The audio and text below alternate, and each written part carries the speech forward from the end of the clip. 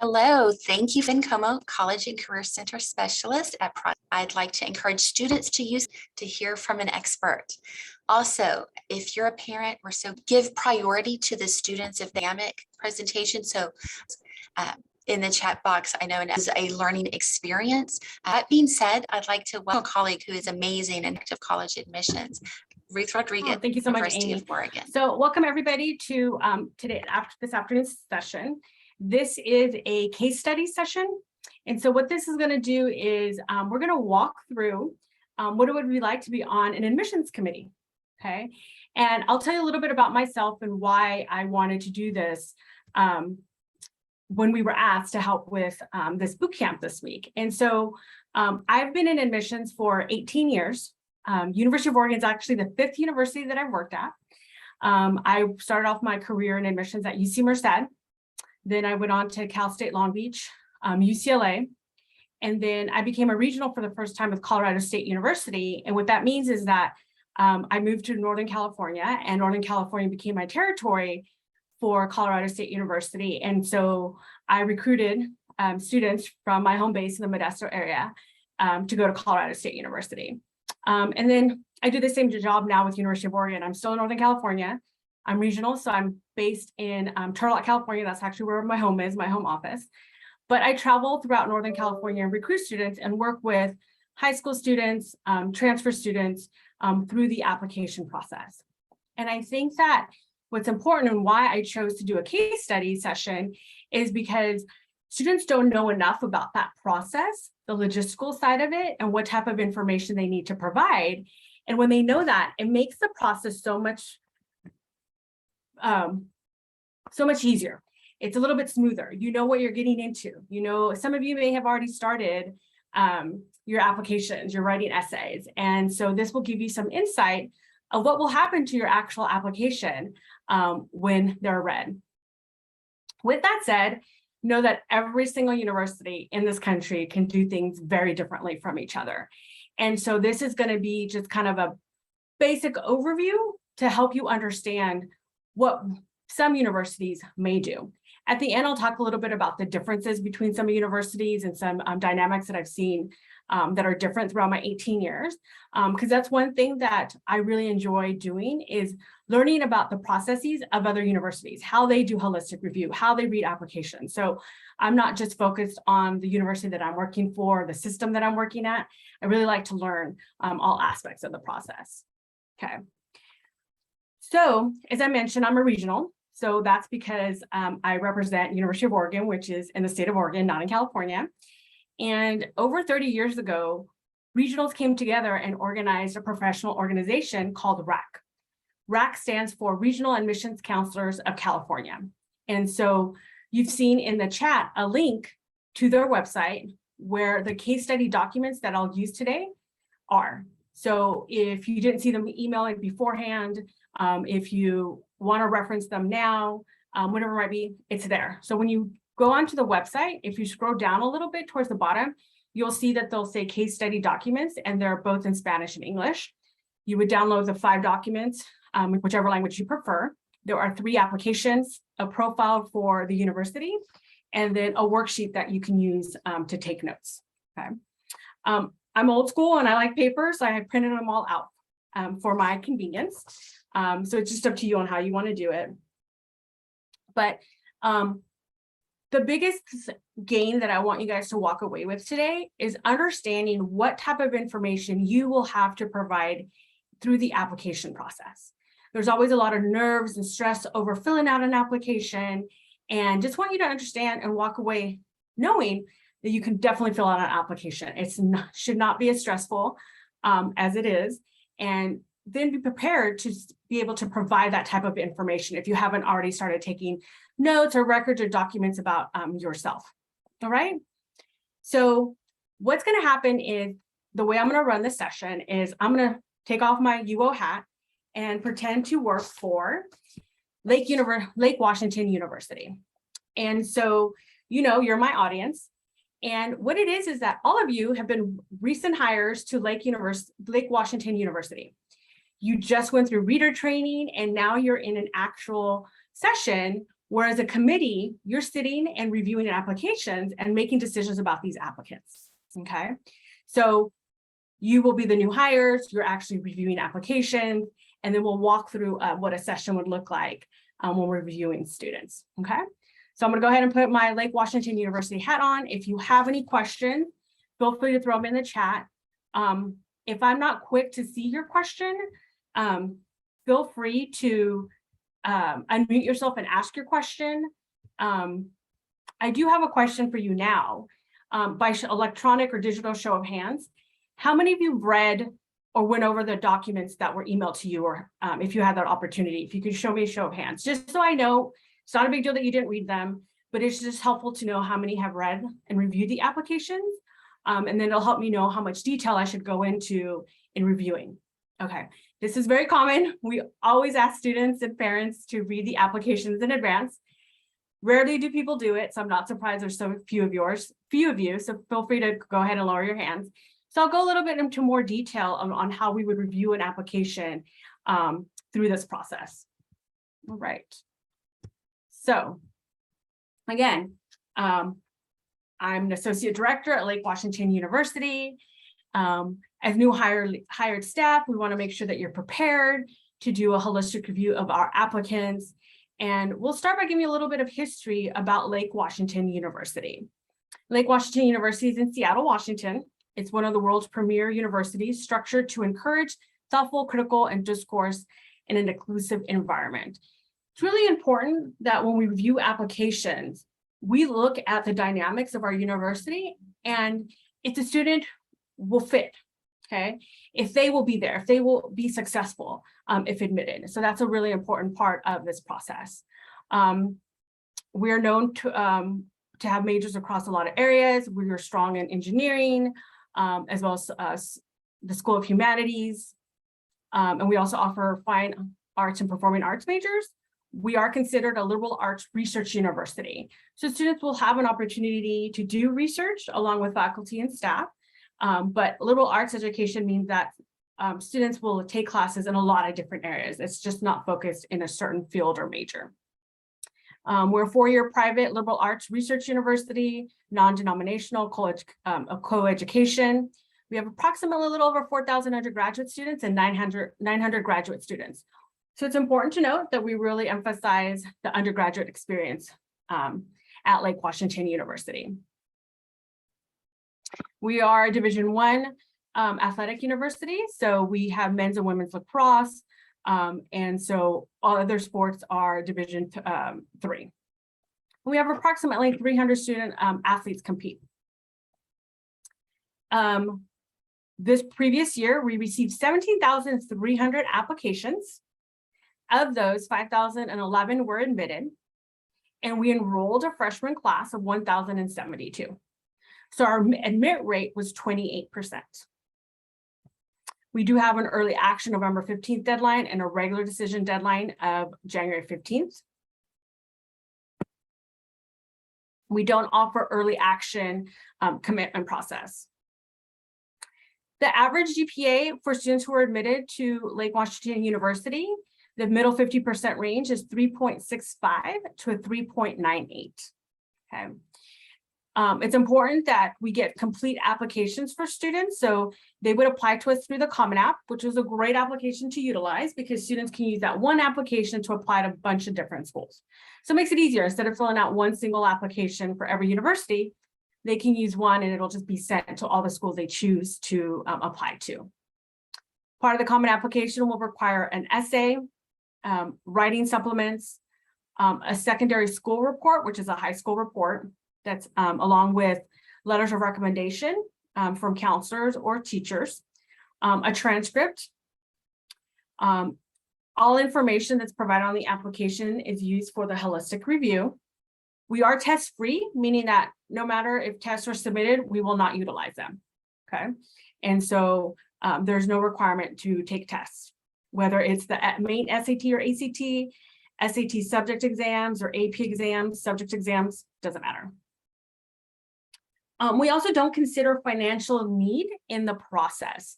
This is important to note. If you may have worked at a previous institution where it was taken into consideration, which means as you're reviewing applications, you're considering if an applicant is going to need financial aid or if they could be fully paying students. We don't work that way, so financial aid is not a part of this application review at all. Okay. And then if you're not familiar with our costs, feel free to look at the bottom of that profile sheet to see how much it costs to attend and pay for undergraduate tuition, room and board at Lake Washington University. Okay. So one of the documents that you received was something like this. Sorry if the glare is hard to see, but it's just a working document, working sheet where you can use this when you're reviewing an application to take notes. Okay, completely up to you. If you could read and not take notes, if that's better for you. Everybody's different types of learners. Some people, it slows them down to have to take notes. I like taking notes. It's easy for me to remember when I write something down. I might not even reference the page, but I might take notes. So know that I'm there to help you in the process if you want that. Okay, so what we're going to do is we're going to look at 3 different applicants. Okay. As I review these applications out loud for you, what I'm going to do is highlight the things that we look for in an applicant. Okay. You may have worked at universities that take 20, 30 minutes on each application, or maybe 40 to 60 minutes. Okay. We work a little bit faster here at Lake Washington University, and we can read and typically make a decision on an applicant within 8 to 15 minutes. Right, and you've already gone through our rigorous reading training process, so you're aware of that, right? But it will take some time to transition, and you will learn though how quickly you can read an application because you really know what you need to hone in on and what are the highlights of an application, and keeping that in mind as you make a decision about the student. After I review all 3 applications, at the end, as a committee, we will decide which student we will admit, waitlist, and deny. Because as a committee, we can only admit or have space for 1 more student, okay? That student may not come, so we need to have a student who's waitlisted, so maybe we can pull them off the waitlist if that first student who's admitted doesn't come. And then a student will be denied through this process, okay? We will do this as a democracy. So at the end, we will vote as a committee to decide who will be admitted, who will be waitlisted, and who will be denied. Okay. Hopefully you're all ready with the applications, whether you printed them out or you downloaded them. You're referencing them now on your phone, on your computer. But let's go ahead and start with Jonah Tyler Morris. He goes by JT. Okay. So Jonah is from San Francisco. He has 2 parents. They are still together. And he speaks English, Spanish, and Hebrew. Okay, you can see the differences. Some of them he could write, read, is spoken at home. Some of them he just speaks and reads. So it's good information, background information to have. Both his parents are employed, and his dad is an alum to Lake Washington University. So he did go to college. He didn't list any education for his mom besides the certificate to be a real estate agent. But that's good to know, a little background there. On the next page, we see that he attends North Point High School in San Francisco. He has enrolled in some very strong academic courses for his senior year. He has literature, statistics, AP Spanish, AP Government, AP Psychology, Model United Nations. We always love to see a strong senior year. We know that it'll make it easier for students to transition from high school to college if they take a strong load of academic classes during their senior year. We know this always can't happen. There's sometimes limitations to scheduling, to what's available at schools. That's why we're going to look at just as his school and what's available to him at his school, okay? And so see what he's taken advantage of, what opportunities he's been offered. He's been awarded 2 awards. He's a National Model UN Nations Outstanding Delegate for 2021, and then National Spanish Exam in 2021. And he plans to major in public policy and Latin American studies, and he's interested in doing policy research as a career. And then we can see from his activities list on the 3rd page that he is really involved in a wide variety of different activities. Some clubs, he holds a leadership position in every single activity he's in. He's had some strong consistency and involvement in all his activities. So he participates throughout the year. You know, there are shorter term things like when he was an intern at the office of California State Senator Scott Weiner. But, you know, looks like that was over 2 summers. So of course, that's understandable. That was for 4 weeks, 30 hours. But everything else he's involved throughout the year. You see some things he did throughout high school, and some of them he picked up towards the end of his time in high school, probably when he got back to school being in person. Okay, on the next page, we see his transcript. This is really important because we want to see what type of academic performance the student has had while in high school. Academic performance is a better demonstrator of success than an SAT or ACT. And I know that for a lot of parents and students, this transition to being test optional, test free, can be a little confusing, frustrating, not understand, especially for just a few years ago. It was a requirement to apply to many universities. It was probably a requirement if your parents went to college, and a lot of emphasis had been placed throughout history on SAT and ACT scores. But we've actually known for decades that test scores are not a strong indicator of academic success. Okay, it can show academic ability, but if you stop and think about it, 4 years, like for an example, in this application, 3.5 years of academic performance is going to show us how well a student does over time. An SAT or ACT score shows us how well they did on a Saturday. Whether students identify as strong test takers, whether students study for them, whether they take prep courses, or they do nothing at all, they just go in and take a test. It just shows us how well they did on that day for several hours, likely on a Saturday, okay? So we're test free. We know that we're going to focus more on the academic performance of a student, okay?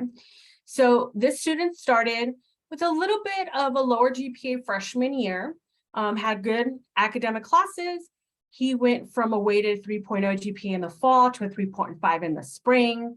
As he goes into 10th grade, good academic courses. He's now dabbling in a little bit of honors courses, which is great. So you see a 3.8 GPA for the fall. And then you see a little bit of a dip there. You see a dip at the end of his 10th grade year for spring. I'm going to make a note and say, I wonder if he explains that dip in his personal statements or anywhere in his application. So I'm going to make a note of that and remember to look for that. Okay. Going into his junior year, he's taking more honors and AP classes. He's challenging himself.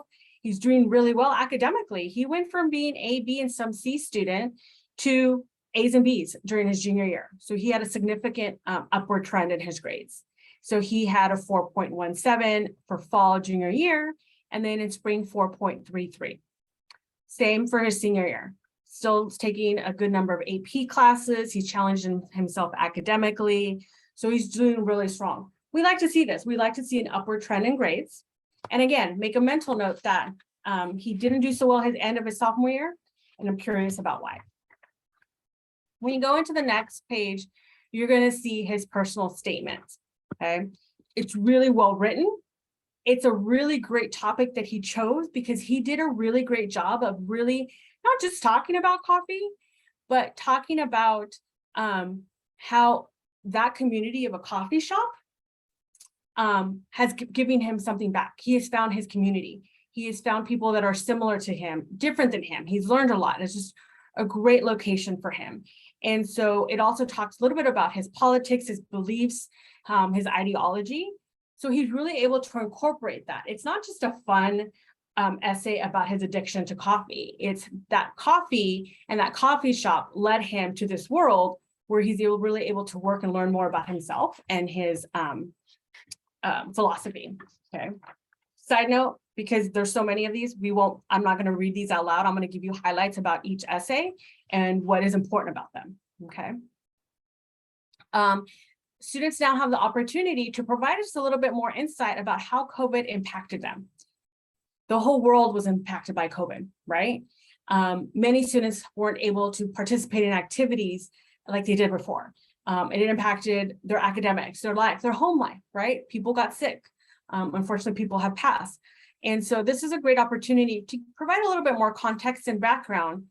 And this student does a really great job of not just listing things that he would have done, but really explains how far he got in certain activities, but then they were canceled, like Model United Nations conference that was scheduled in Washington, D.C. November 21st was obviously canceled. His involvement in the Bay Area Youth Service League, as well as being a delegate for the Heartland Alliance International. So it's good to know, give me some context about what he would have done and if he could have, and COVID hadn't happened.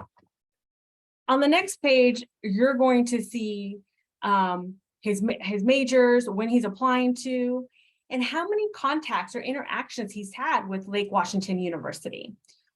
We really like to see engaged students, okay? We like students who've done their homework, who know a lot about the university, who've decided, you know what, I want to apply to this university because I like what I see. We find that students are more successful when they're really well aware of what the university can provide them. We also understand that not all students have the opportunity to engage to the same level as their classmates, but this student took advantage of what he could. He did a campus tour with his dad. He did a preview program in San Francisco. An admissions counselor went to his high school, and so he went to that high school visit. He attended the college fair at Santa Clara Convention Center, where he was able to engage with an admissions counselor as well. And then he participated in the Lake Washington University Day virtual event for families because his dad is an alum. Okay. Below that, you're going to see getting to know you questions. These are just really fun, insightful questions to get to know people. We have the opportunity to interview people. It's not a requirement. We highly encourage that. But that's a great way for students to really represent themselves in person. They become alive. They're not just a person on paper. But this gives us a little bit of insight when they're answering questions about their favorite book, their favorite website, favorite recording. Just gives us a little bit more insight about the student, who they are, what they're interested in, and how they will fit in at Lake Washington University. On the next pages, you see a little bit of the supplements about why the student thinks they would fit at Lake Washington University. He discusses his dad being an alum and his how he's engaged with the university. And the next one, he talks about a theme song that would represent him.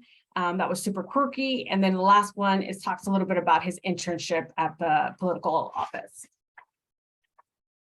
Then the next part you see is the secondary school report, which I mentioned when we were going over the profile. This is something that's required, okay? And this is how we get context about the school. The admissions counselor who is assigned to the school provides us some context because they visited the school, they're familiar with San Francisco, they're familiar with the area, and so that's important. But the school also provides us information because, for example, they list their school AP policy, okay? Curriculum offered 17 advanced placement classes in those variety of subjects. So we know what opportunities are available to the students who attend this school, and then we know what Jonah took advantage of, okay? Then it provides information about the counselor. Then there's letters of recommendation and some ratings about him, and letters of recommendation. So we got letters of recommendation from his counselor, from his history teacher, and the last one, notes about his interview. Okay, so he did choose the option to interview with an alum, and the alum kind of reiterated some of the same stuff that he had mentioned in his essay. One of the things is we want students to take advantage of is knowing that each platform, students can really lean in on providing different information. So, you know, we don't want to see the same information in the personal statement that we've already seen in the application because we're not learning something new. Same thing when the student interviews. Yeah, they're probably going to touch bases a little bit about their background, what they've been involved in, but we really want them to also provide the interviewer information that they haven't already provided in the application. Okay. So that's the overall review of JT or Jonah's application. Let's move on to Maya. Okay. So here, it's going to be very natural for you to start doing some comparisons, right? What did Jonah do? What opportunities did Jonah have compared to Maya? Okay. And that's perfectly fine. Okay. Maya is from La Jolla, San Diego area. She is Native American, I'm sorry, Native Hawaiian and African American. She was born in Hawaii and she has both her parents. Both her parents went to college. Okay. She attends Academy of the Holy Child. Strong senior year, several AP courses. She's won several awards. Honor Roll is a great award. It's good recognition. But know that we would have liked to see more of that, not just freshman year. Honorable mention for the Hula Festival and Girl Scout. She has a silver award, and she plans to major in business and is interested in becoming a corporate attorney. She's also involved in an extensive amount of activities. Within a couple of them, she does have some leadership roles that she takes on. For some of them, she has a little bit longer commitment throughout high school. For many of them, she picked up, junior, senior year. It's a summer one, but still a good involvement. We really do like to see well-rounded students. Right now, in comparison, one thing that I was going to say that would stand out to me is Maya has some leadership roles. Jonah had a lot more. Okay, so just keep that in mind. We do like to see leadership skills, leadership roles, how they would be involved when they go to college. It's not a must, but it's something that we do like to see, because we know that students will be involved in different activities, which is great. But then we want them to take that extra step, junior, senior year, once they get comfortable in high school, is you were a member. Now, can you take a leadership role, whether it's within a club, a sport, a job, or responsibilities at home? All of that is really important. On the next page, you're going to see Maya's academic performance throughout high school. So you'll see that her freshman year, strong number of academic courses. Both semesters, she had a 3.33 weighted GPA. Going into her sophomore year, she decided to challenge herself by taking 2 honors courses. There was a little bit of a GPA drop in fall of her sophomore year. Her GPA dropped to a 2.83.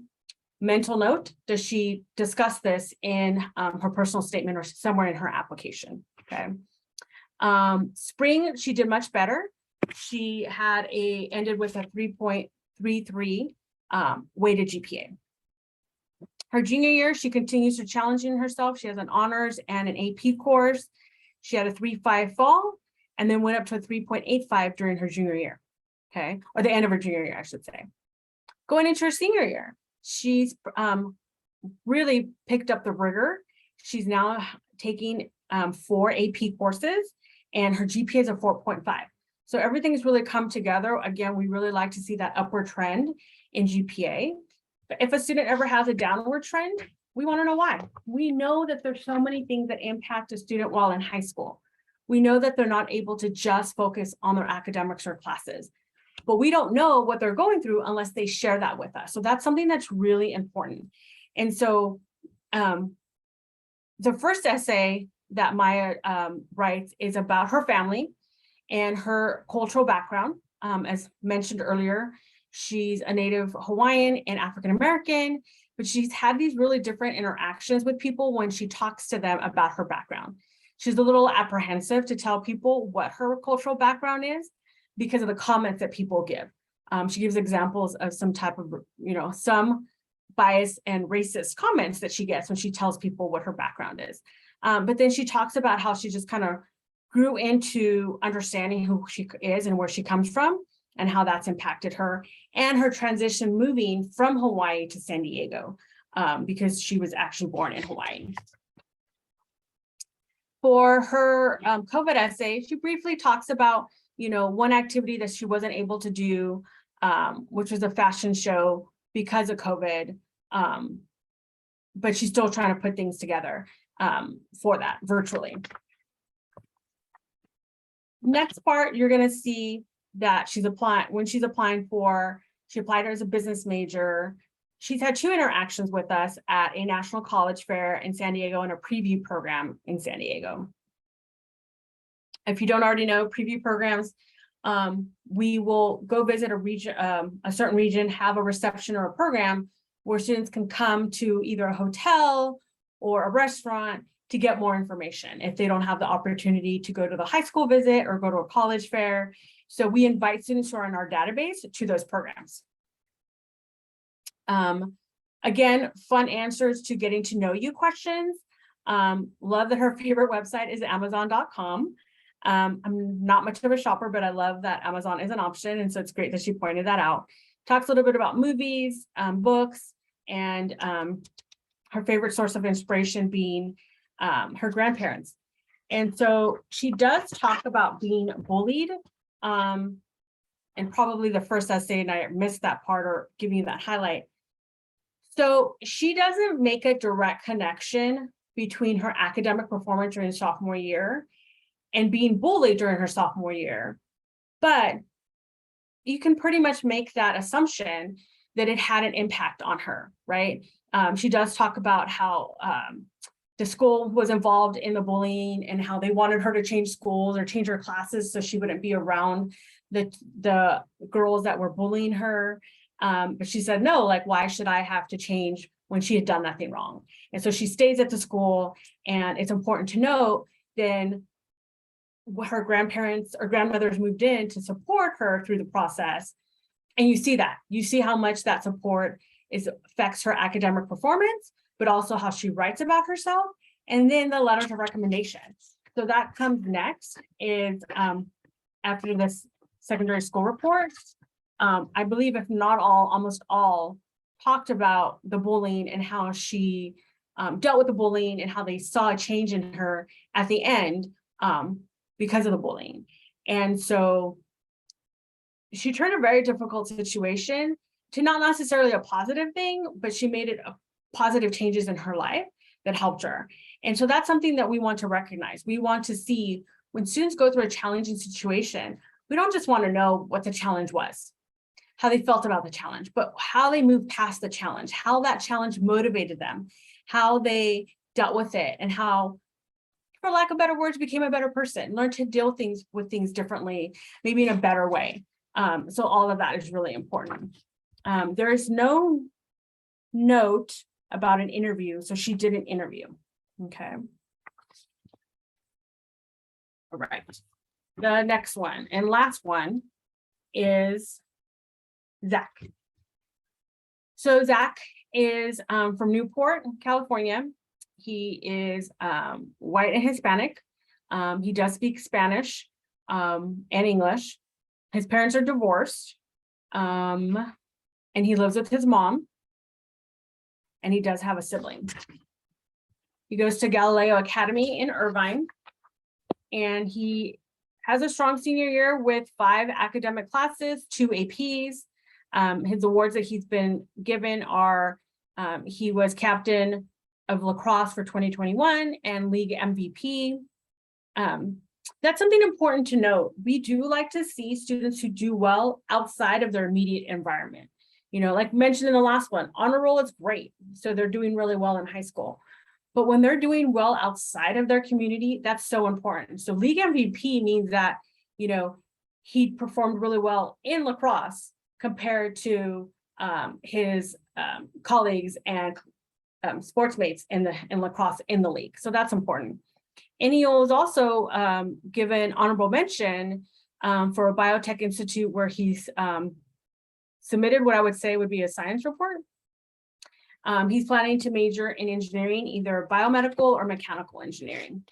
And he wants to be a food engineer. He has 3 activities, okay? One is a sport, lacrosse, and the other one is the research that he's done in the biolab department. Lacrosse has been throughout high school. He has a heavy involvement in it. His internship was during the summer for 8 weeks. But the most time-consuming activity that he lists is being a big brother to his twin sister. Later on in his application, we will learn that his twin sister has Down syndrome. And so he's really a caretaker for her tutor. He's always there for her. And so that is why you can see that he lists 168 hours a week for 52 weeks a year is how much he's involved with his sister. And so that's a really important to know for a variety of reasons. I think that students sometimes are apprehensive about talking about their home life or they think that it won't matter, it won't have an impact because you need to be involved in sports and clubs and have a job. Doesn't matter what students do, okay? It's important that all information is provided on the application, but what they do outside of the classroom. You know, yes, if it's at school, clubs and sports, great. If it's outside off campus, do they have a job? Do they have responsibilities at home? Do they have hobbies that have turned into more than a hobby? All of that is really important. And so knowing this is the first time we'll read a little bit about his sister, and we'll learn more about that in his essays, which is really important. And I would say that's something that's significant. Sometimes students say, well, should I write about something that I've already written and mentioned in my application? This is a perfect example where it's yes, it's a clear yes, because that little description doesn't give us enough information about how involved he is with his sister. So his essay really provides more context. When we look at his transcript, which is next, you see that his freshman year, he took an honors course, 5 solid academic courses. He had a 3.6 his fall freshman year, a 3.4 in the spring. And then he had a good upward trend in GPA his sophomore year. He had a 4.16 fall and a 4.0 spring. And he's again challenging himself, taking 3 honors courses. We love students to challenge themselves to take rigorous classes. I think that's really important to make sure that they're prepared for college. It doesn't mean that students have to take every AP or honors course that their school offers. It doesn't mean that they have to take an AP or honors course in a subject that they don't like. We often see this in seniors. Many seniors are like, oh, I'm going to take AP calculus, or I'm going to take AP English. And sometimes students hate English. They don't like to write and they don't like to read novels. With math, they just really don't like math, but they want to impress us. And what's impressive is challenging yourself with getting good grades. So if English and math is not your subject, pick an AP or honors course in subjects you will enjoy. You're going to enjoy being challenged more in a field that you find interesting to discuss or read or write about versus a subject that you don't like, okay? Because there's such a thing as senioritis, okay?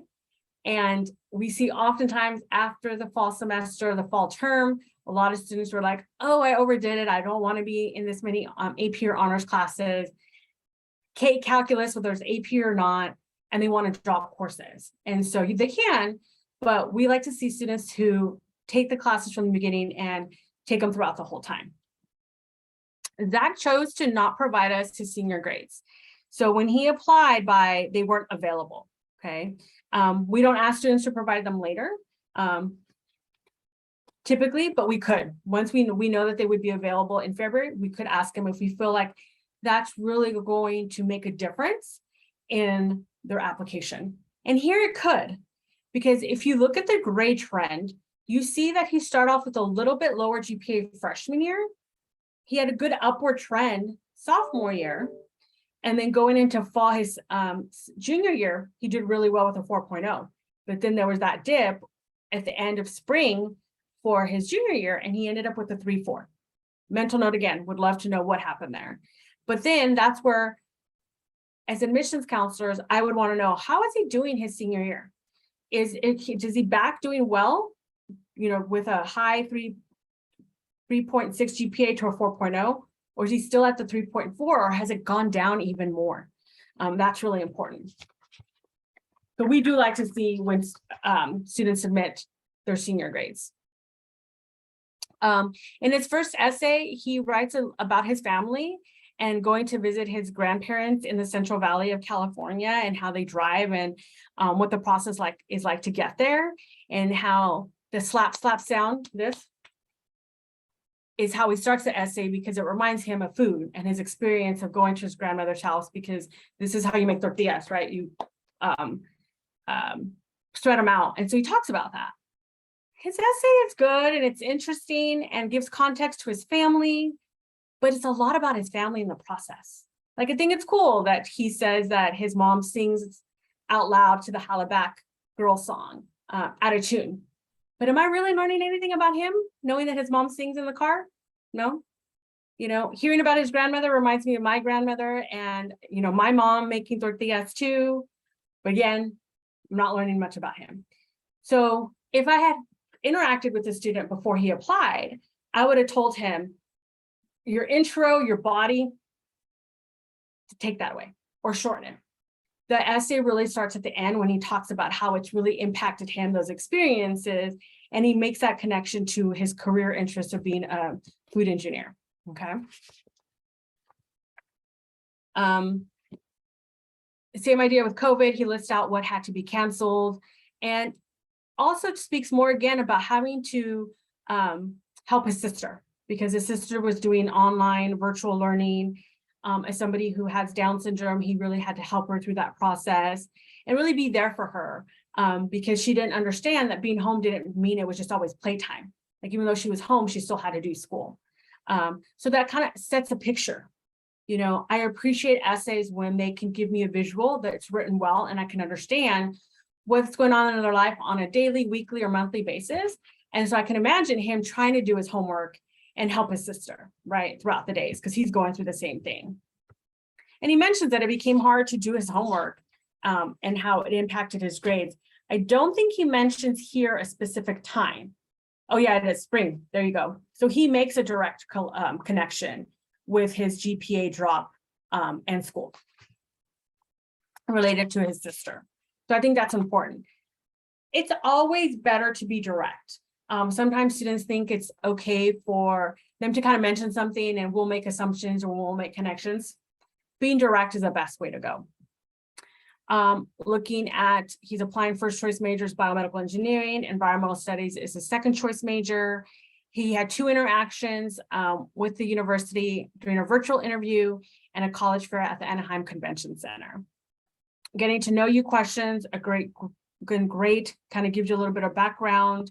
And then you just realize also how much of his life is impacted by his sister, because that's who gives him inspiration.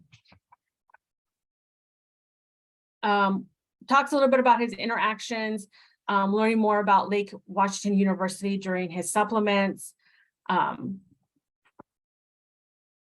of the things that I found about his essays is that I didn't feel like I learned as much about him as I could have. I don't think he took full advantage of them. But if you go into the letters of rec, he had good letters of rec from a math teacher. His counselor provides a little bit of context, what he's involved in, what he couldn't be involved in. He couldn't do the bioethics class at UC Irvine, but you get to know him a little bit more. And then he did an interview and with, oh, you know what? It doesn't list who interviewed with. Okay. So those are the highlights. Okay. Notice that for all the essays, we took about 10 minutes, okay, to give or take, to review these and go highlight them and get to know them. And so you know that from your training, this is how quickly it can go. It can be slower when you're taking notes, which is fine, like I said, but it just depends on you on how your process works. But now you want to take all this information and decide who warrants being admitted, waitlisted, or denied. Okay. And again, a little bit about that process. We only have one space available, so we can only admit one. But we want to have somebody on the wait list in case that first student we offer to them can't come. Okay. Because us as a university have enrollment goals. Okay. Every year, leadership at our university gets together and decides what does our freshman incoming class size need to be. And there's many factors that go into deciding on that enrollment number. And the admissions office works towards that goal, okay? And admissions offices then want to engage and interact with students as much as they can. So students then learn more about Lake Washington University. And so they learn more so they can decide if they want to apply, confirm that they want to apply, learn more so they know what they need to provide in an application to be a strong applicant. So a lot of engagement. And so our admissions counselors will go out and do high school visits. They'll go to college fairs. They'll meet with students at Starbucks to do a quick coffee meeting, just, a chat to get to know. So this last year at Lake Washington University, our enrollment goal for incoming freshmen was actually 1,000. And we enrolled 1,072. So we're really excited about that because we exceeded our goal. And we want to come up with, always want to make sure that we meet that goal. So this year, our incoming freshman class is also a goal of 1,000. So that's why you have admitted students, and then you can pull from students from the wait list.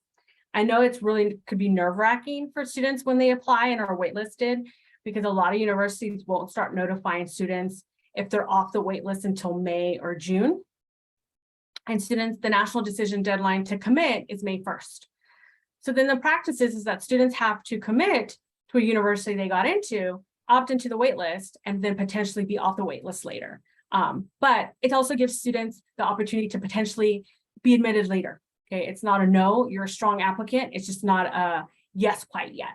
Okay, and so you want to think about that. Okay, so I'm going to give you 1 minute to really think about it and decide. What we're going to do is we're going to do a democratic vote. So after the minute that where you have time to think, you're going to need to raise your hand and tell me which student do you want to admit, which one do you want to waitlist, and which do you want to deny. And so what I'll do is I'll say each person's name, and then you'll raise your digital hand and tell me if you want to admit them. So I'm going to go ahead and give you the 60 seconds minute to decide. Are you going to admit, waitlist, or deny Jonah, Maya, or Zach? Okay, quick 60 seconds.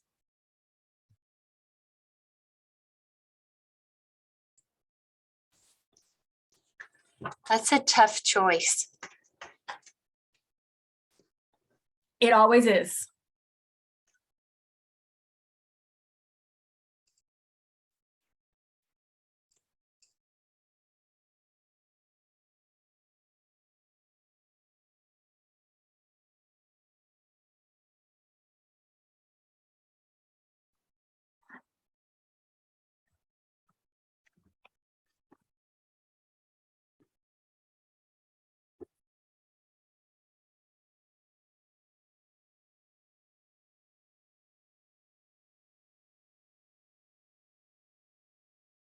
All right, so let me change my view really quick. Sorry. Okay. Show of digital hands. How many of you would admit Jonah?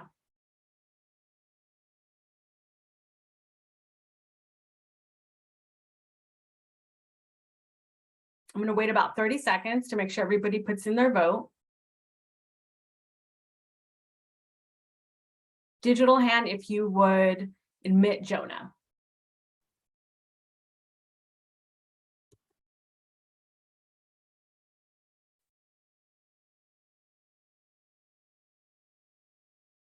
Okay, give me a second. I need to now count these, and they're on 2 different screens. So 1 second.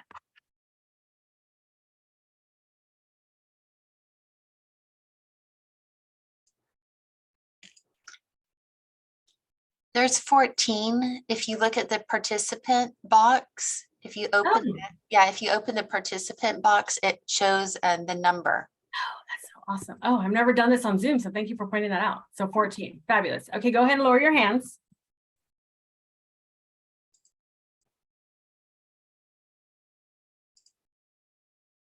Okay, now you can't vote twice. How I'm going to do this is that next I'm going to ask, would you admit Maya? So raise your hand if you would admit Maya.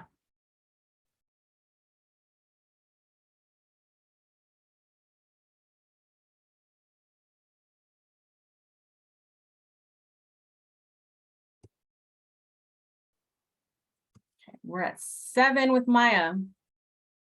Anybody else?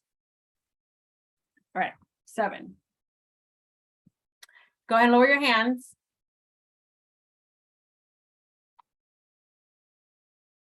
How many of you would admit Zach?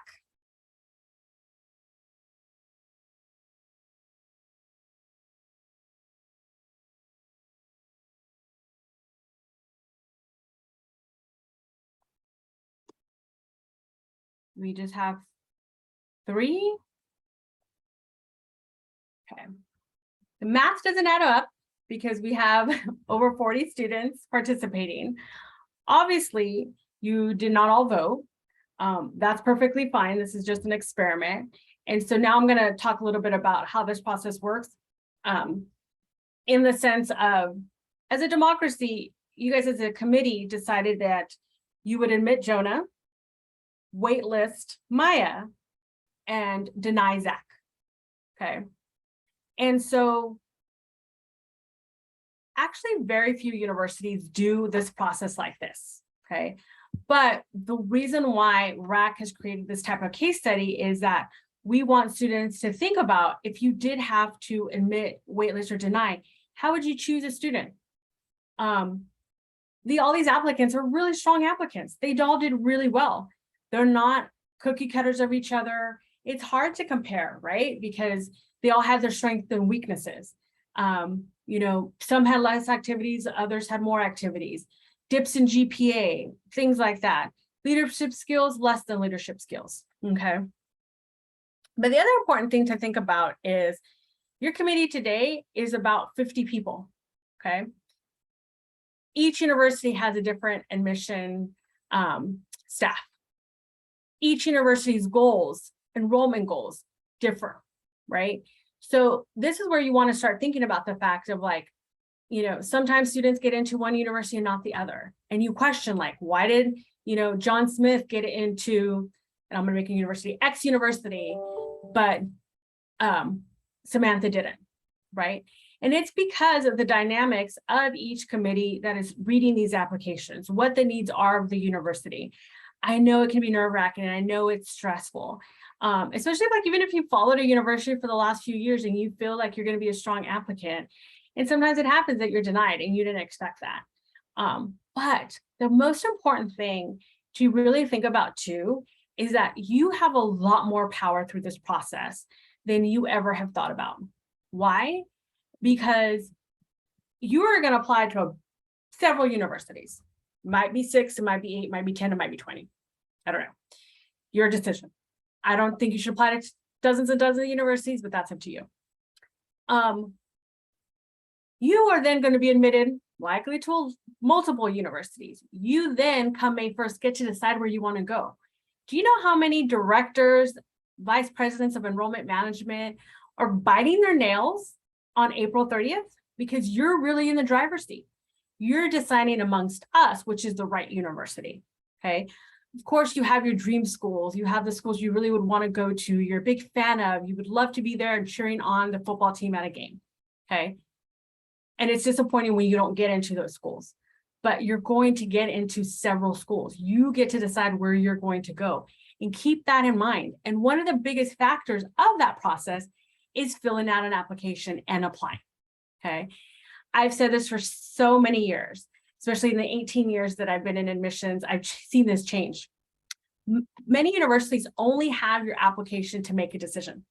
Lake Washington University did interviews, okay? Most universities don't. I've actually never worked at a university that did interviews. I would love it. But I've always worked at large public universities. We just don't have the time to interview everybody. But that's an interesting component of the application process for many universities. So it's important that you keep in mind what information is being asked of you by every university. And the Common App, which was our example today, is very similar to other applications, whether you're filling out the coalition, where you're filling out specific university applications, whether you're filling out the CSU or UC application, all very similar information. We're asking you a lot of information about you. And who knows you the best? You, okay? So don't get stressed out so much on the logistical part. I do understand that as much as I say, don't worry about essays. They are an important part of it. And this is what I'll say about essays today, is that's definitely a question you need to ask. Admissions counselors, you have the opportunity to meet with, engage with. You can email us. You give us job security when you email us. After today, you can email me and say, hey, Ruth, I'm considering applying to UO. What would make my personal statement or essay strong? Okay, and I can have those conversations with you. I worked at large public universities that writing ability is important, but we're not going to knock you for spelling mistake or grammar mistakes. We're really reading for context. We really want to get to know the students, especially because at all the large public universities I've worked at, we haven't been able to do interviews. So that's really a way for us to get to know students. You're going to then encounter other universities that really want to read really dynamic, really well-written essays that are creative, that really paint a picture. And it's important that you realize that and you write essays that are appropriate for those universities. One of my biggest pet peeve is students writing one essay or attempting to write one essay and submitting them to a bunch of universities that look for very different things. Don't tweak homework and really figure out what type of essay or personal statement will make you a strong applicant to those universities. That's what's really important. I know there's only 2 minutes left. My apologies for taking the whole time. There was no questions. Hopefully there's not a lot of questions hanging. I will provide you in the chat my email address. So if you do have questions after today, even if it's not specifically about UO, you just have questions about today's session, feel free to reach out to me. I'm happy to answer any questions that you might have. Again, it really is job security. So even if you're not considering going to UO or applying to UO, contact research other schools, really engage and utilize us because we are here a resource for you. All right. Thank you so much, Ruth. You are amazing. I feel energized by your information and the generosity in the way that you spoke to all of us, because I walked away knowing everything better. And I think like if I were a teen, I would feel fortified. Like, okay, now I know how to finish this. So I am going to tell everyone, drop a thank you in the chat box. We're going to hop over to the next session. And thank you so much, Ruth. Yes. So let me answer. There was one question in here about what if there is a downward trend in GPA, and you mentioned on the personal statement. It does have an impact because we want to know what happened, whether it's, God forbid, an illness, somebody passed away in your life, something happened to you, divorce. No matter what it is, it's going to help your application. It's never going to hurt you. So explain that. It's more important that you explain no matter the circumstances. All right. Thank you. You're welcome, everybody. Good luck.